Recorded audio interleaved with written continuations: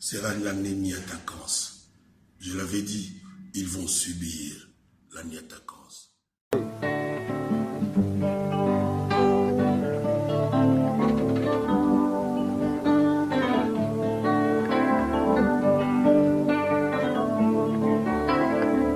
Vous apprenez mieux à Kiva.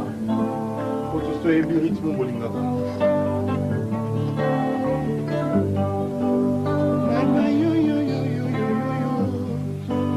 Amour vraiment ce qui est à la kiatambo de la senga mikwato yo ya bibende we makasa elutinga imuntu yae amour vraiment ce qui est à la kilikona de la lukango na ritma mea mea de la zwata dikusa ya muna pesa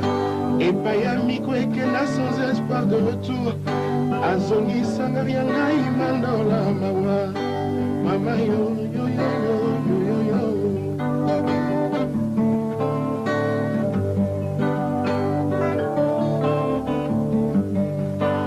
mama yo yo yo yo yo yo yo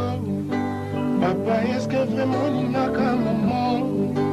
maman est-ce que vraiment l'inaka papa est-ce qu'on a vraiment la zafui ya bolingo na beti tembe pena za komituna est-ce que nzate pour l'amour na la pesa